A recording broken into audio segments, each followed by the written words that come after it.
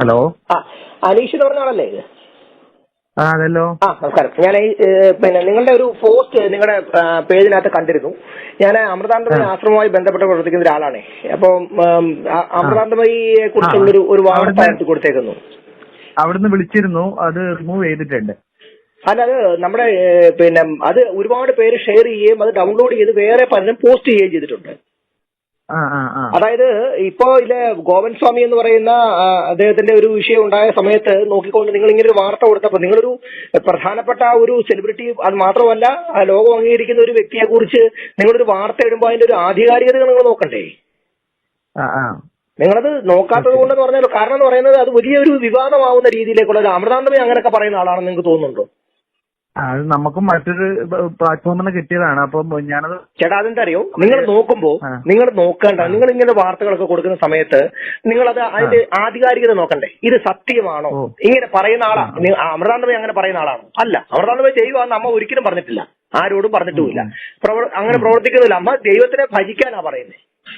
ഞങ്ങളൊക്കെ ആശ്രമവുമായി ബന്ധപ്പെട്ട് പ്രവർത്തിക്കുന്ന ആൾക്കാരാണ്. ഈശ്വരനെ വിളിക്കണം, നിങ്ങൾ നിങ്ങളുടെ കർമ്മം ചെയ്യുന്നതോടൊപ്പം ഈശ്വരനെ വിളിക്കണം, നിങ്ങളെ കൊണ്ടാവുന്ന രീതിയിൽ ദാനധർമ്മങ്ങൾ ചെയ്യണം, പാവപ്പെട്ടവരെ സഹായിക്കണം എന്ന് പറയുന്ന ഒരു വ്യക്തി ഇങ്ങനെ ഞാൻ കല്ലായി മാറും എന്നൊക്കെ അമ്മ പറയുന്നത് നിങ്ങൾക്ക് തോന്നുന്നുണ്ടോ? എന്നിട്ട് അവിടുന്ന് ഓഫീസിൽ നിന്ന് വിളിച്ചിരുന്നോ? എന്നെ ഒരു ഹരി എന്ന് പറഞ്ഞൊരു ആളെ ഓഫീസിൽ നിന്ന് വിളിച്ചിരുന്നു. അപ്പൊ ഞാനത് പുള്ളിയെടുത്ത് പറഞ്ഞ് റിമൂവ് ചെയ്തിട്ടുണ്ട്. ഞാനൊരു 10 മിനിറ്റ് മുമ്പ് നോക്കുമ്പോഴും അത് റിമൂവ് ചെയ്തിട്ടില്ല. ഇല്ല, എന്നെ കുറച്ച് മുമ്പ് വിളിച്ചതേ ഉള്ളൂ, ഞാൻ റിമൂവ് ചെയ്തിട്ടുണ്ട്. എന്നിട്ട് എന്റെ അടുത്ത് പറഞ്ഞ് വേറെ അടുത്തും വന്നിട്ടുണ്ട്, ഒന്ന് അറിയുന്നവരാണ് ഒന്ന് റിമൂവ് ചെയ്യുന്നത്. നിങ്ങളുടെ പോസ്റ്റ് നിങ്ങൾ അതല്ല ചെയ്യേണ്ടത്.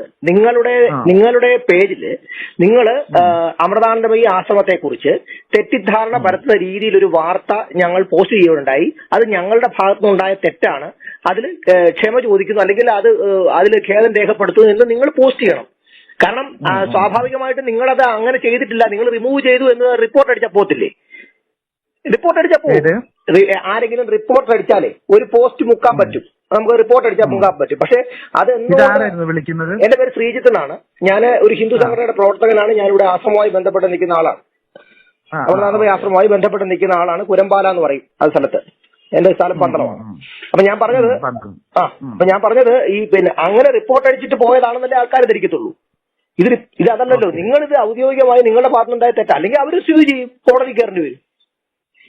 സ്വാഭാവികമായിട്ട് ആശ്രമം അങ്ങനെ ഒരു വാചകം പറയാത്ത അപകീർത്തിപരമായ രീതിയിലുള്ളൊരു പരാമർശം നിങ്ങൾ നടത്തിയിട്ടുണ്ടെങ്കിൽ സ്വാഭാവികമായിട്ടും നിങ്ങൾ ബാധ്യസ്ഥൻ, നിങ്ങൾ കോടതിയിൽ ഉത്തരം പറയാൻ ബാധ്യസ്ഥനാകേണ്ടി വരും.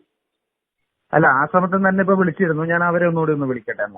അവരുടെ നിങ്ങൾ ഇങ്ങനെ പോസ്റ്റ് ചെയ്യൂ, സംഭവം തീർന്നില്ലേ? നിങ്ങൾക്ക് വേറെ ഖേദമൊന്നുള്ള കാര്യമല്ലോ. ആശ്രമത്തിൽ അവരെ ഒന്ന് വിളിക്കട്ടെ.